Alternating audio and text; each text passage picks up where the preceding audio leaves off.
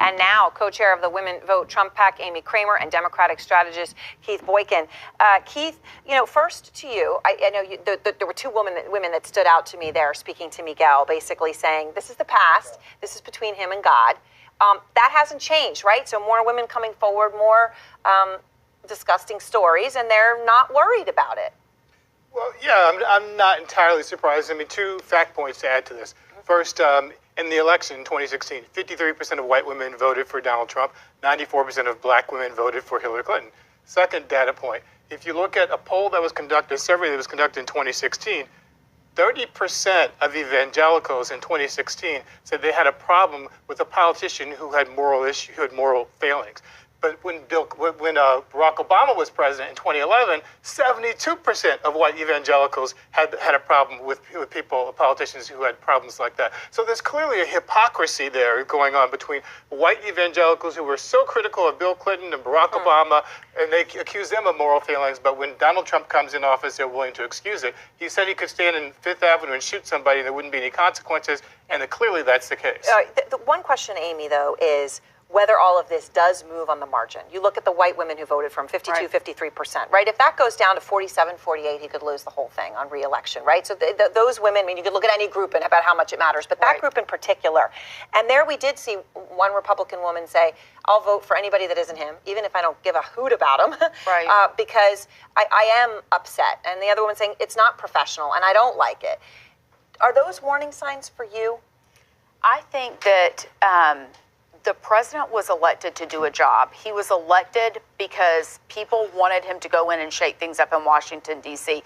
We saw it in the election, both with Bernie Sanders and Hillary Clinton, that the people across the country are tired of the status quo, whether it be Democrats or Republicans. They were tired of it. They wanted change. A lot of independents and Democrats, too, voted for President Trump to be that disruptor and to focus on national security, jobs, and the economy. And he is doing that. And at the end of the day, we can take polls until the end of time, but really all that matters is on Election Day. And I believe that people vote with their pocketbook. This is all a bunch of noise. And I'll say this, Aaron, where I live in Roswell, Georgia, I mean, people don't wake up and go to CNN Politics or Politico or Axios like all of us who, feed off of politics. They get up, they take care of their families, and what they care about is, do they have a job? Can they put food on their table? Can they send their kids to college? To this point, the Wall Street Journal today wrote its lead editorial, about the issue of Stormy Daniels. They think it's a serious issue, and they wrote in part, this is why.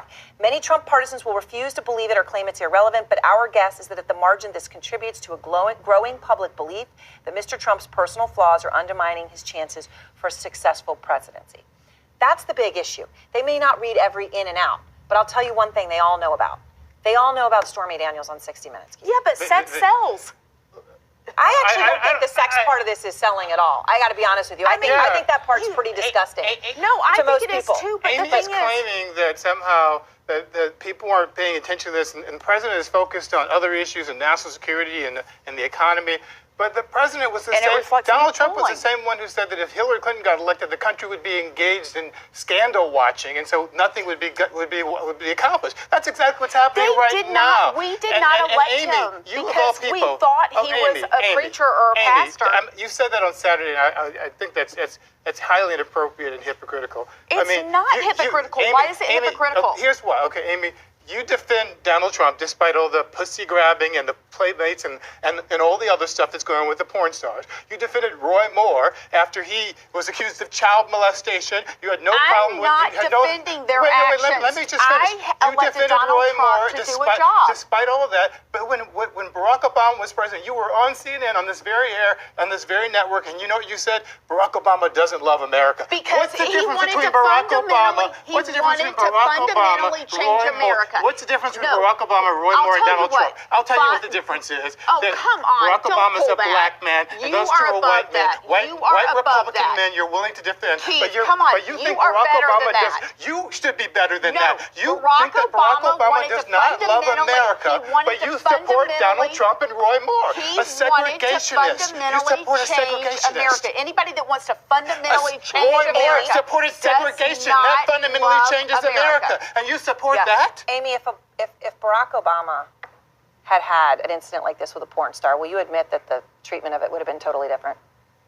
I mean, I think we are at a different place in time. And I said, I was on air this morning, and I know, said, but can you answer that question honestly? Can don't we all think just it would admit have been- the treatment would have been different with a black No, I president mean, having an no, affair I don't while he's think married with a porn star with his wife deceiving and the baby? yourself, or you're just, are you a hypocrite I mean, or a that's bigot? silly Which to me is to it? not. No, no, no. I mean, come on. stop. This is illogical. You can't tell me that it wouldn't be the same thing with Barack Obama. If No, Barack my problem- Obama couldn't even wear a tan suit without being accused of I violating never said one thing about what Barack Obama wore. But you said he Actually, didn't love America. I like Barack Obama the as a person. hypocrisy I is don't like his stunning. ideology. And That's you said what I he don't does like. not love America No. on this network. And now you Because- defend Donald Trump Let me- and you defend Can Roy I- Moore. Wait, All right. let me answer you. Final word, Barack Amy. Obama said he wanted to fundamentally change America. I don't believe if you love this country, why would you want to fundamentally Donald Trump said, make make America great again. That's fundamentally changing America. No, and it's Roy not. Moore wanted to It's bring back restore segregation. That's America fundamentally to her changing America. greatness. All right, Just we'll admit leave it there. Thank No, you both. And I think you're above that. I mean, You should be above defending Roy Moore and Donald Trump.